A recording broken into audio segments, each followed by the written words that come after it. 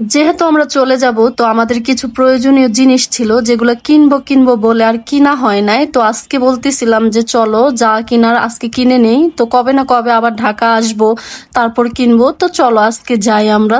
তারপর তিনজন মিলে তো খাওয়া দাওয়া করে বিকেল বেলা বের হলাম।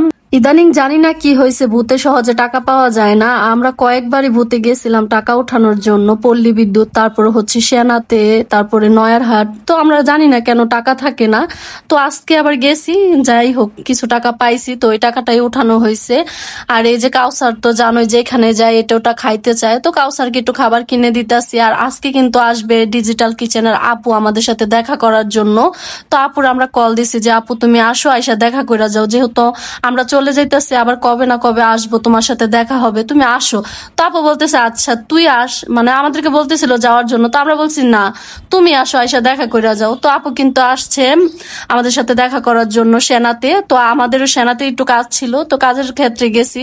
যেহেতু আমরা এই যে পুটিং বানানোর একটা বাটি কিনতে চাইছিলাম, আর এইখানে পুটিং এর বাটি কিনতে যাই আমরা কিন্তু সিরিয়ালে দাঁড়াইছিলাম, কারণ হচ্ছে এখানে নাকি সিরিয়াল ধরে জিনিস কিনতে হয়। তোমরা কিন্তু জানো যে সেনায় গেলেই কিন্তু আমরা বেলপুরি ফুচকা খাই। তো এইখানকার যে মামার ফুচকাটা, বেলপুরিটা আমরা খুবই বেশি পছন্দ করি।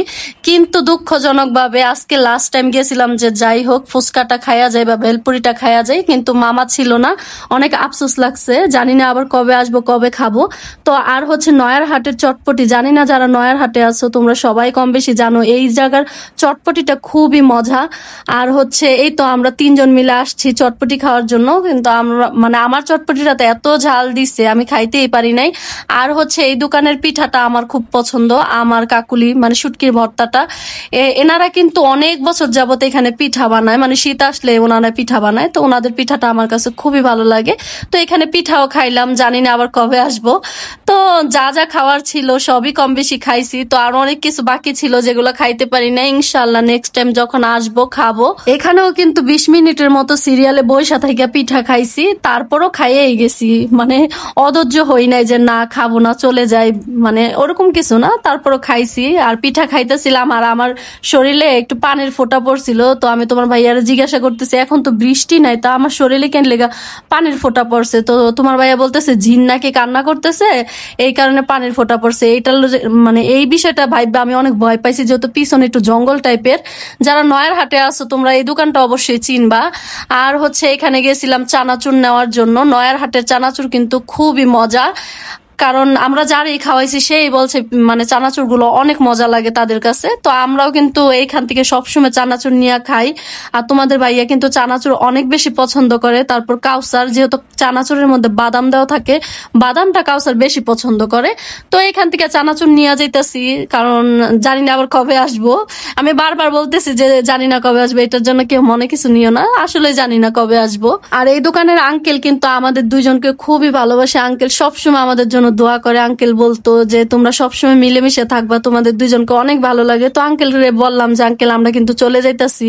তো আঙ্কেল বললো আচ্ছা যাও, ইনশাল্লাহ যদি আসো আমাদের সাথে দেখা করো। আর নয়ার হাটে অনেকের সাথে আমাদের একটু ভালো সম্পর্ক, যাদের কাছ থেকে আমরা কেনাকাটা করি সবার কাছ থেকে ওই দিন আমরা বিদায় চাইছি যে আমরা কিন্তু চলে যাইতাছি। তো সবাই বলতেছে ইনশাল্লাহ যখনই আসবা আইসা দেখা কইরা যাইও।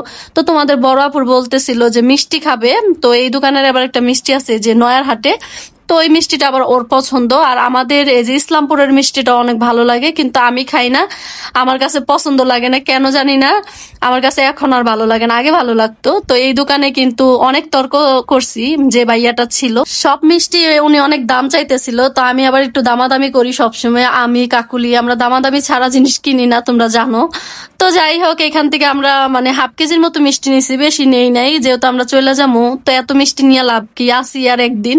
তো এখান থেকে কিছু মিষ্টি নিছি। আর এইখানে একটা লোক ছিল পাবনার, তো কাকুলির আইসা বলতেছিল যে আমি আপনাদের ভিডিও মাত্র দেখে আসলাম, তো আপনার বাসা পাবনা কোন জায়গায়। তো ওর অ্যাড্রেসটা দিল, দেওয়ার পর উনি বলতেছে যে ফেসবুকে ভিউ নিয়ে একটু কথা হইলো। তো কথা হওয়ার পর ওনার সাথে আমি অনেক তর্ক করছি, যে উনি বলতেছে উনি যদি একটা ছবি পোস্ট করে ওনার নাকি মিলিয়ন মিলিয়ন ভিউ হয়। তো এই কথা শুনে আমি ওনার সাথে মানে অনেক তর্ক করছি যে এই ভাইয়াটা। তো উনি বলতেছে যে আমাদের এই দোকানটা একটু প্রমোট করে দেন। তো আমি বলতেছি হ্যাঁ অবশ্যই প্রমোট করে করে দিব, প্রমোট করতে গেলে তো মানে পে করা লাগে, তো পে করেন, সমস্যা কি? তো উনি বলতেছেন না, পে ছাড়াই উনি করবে। তো আমি কিন্তু আবার এখানে একটা ভুল করছি কি জানো, আমি না মিষ্টি রাই চলে আসতে নিছিলাম, ওই যে তর্ক করতে করতে তর্কে জড়াই গেছি। তো মিষ্টি রেখে চলে আসতে নিছি, যে মেয়েটা আছে না আমার পিছনে, এই মেয়েটা আমার মনে করাই দিতেছে যে আপু তুমি তো মিষ্টি রেখে যাইতাছো। তো ওরে আবার আমি একটু থ্যাংক ইউ দিলাম, যে থ্যাংক ইউ, আমার আসলে মনে ছিল না। আমরা কিন্তু এই দোকান থেকেও সবসময় মিষ্টি নিয়ে খাই, এই দোকান আর হচ্ছে ইসলামপুরের দোকান। তো এই দোকানের মিষ্টিগুলো আমার কাছে অনেক ভালো লাগে, আর এখানকার ছোট ছোট কিছু মিষ্টি আছে, এই মিষ্টিগুলো বেশি ভালো লাগে। ভাইয়া কিন্তু আমাদেরকে এক্সট্রা ভাবে ওই ছোট মিষ্টিগুলোও দিছে, যে তোমরা খাও, যেহেতু তোমরা চলে যাইবা। তো বলতেছিলাম হ্যাঁ ভাইয়া চলে যেতেছি, ইনশাল্লাহ যদি কখনো আসি আপনাদের সাথে সবার সাথে দেখা করে যাবো, কারণ এইখানে অনেক স্মৃতি জড়াই আছে। কারণ আমরা সবসময় এখানে আসি, প্রত্যেক দিনই আমাদের নয়ার হাটে যাওয়া পরে মানে কিছু না কিছু কেনার জন্য। আর ঢাকা শহরটারে অনেক বেশি মিস করবো, যেহেতু ছোট থেকে বড় হয়েছি ঢাকা শহরে, কখনোই গ্রামের বাড়িতে যাই না। যে নিজের যে একটা গ্রামের বাড়ি আছে ওইখানেও কখনো যাই নাই, কারণ গ্রাম অতটা ভালো লাগে না।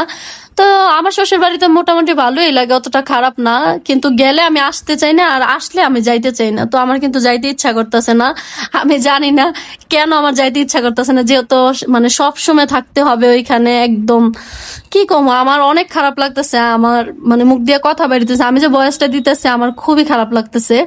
তো যাই হোক, সবাই আমাদের জন্য দোয়া করবা, যেহেতু গ্রামে যাচ্ছি। অনেকেই অনেক কথা বলছে যে গ্রামে যাইতেছো, গ্রামের মানুষ অনেক কুটনামি করে, অনেক ধরনের কথা বলে, এগুলো সহ্য করে থাইকো। এতদিন তো মনে করো মেসেঞ্জারে মানুষ কথা বলছে বা কমেন্ট বক্সে আইসা কমেন্ট করছে, আর এখন তো সরাসরি মানুষ আইসা তোমাদেরকে কমেন্ট করবে, সরাসরি ঘরে আইসা কুটনামি কইরা যাইবো।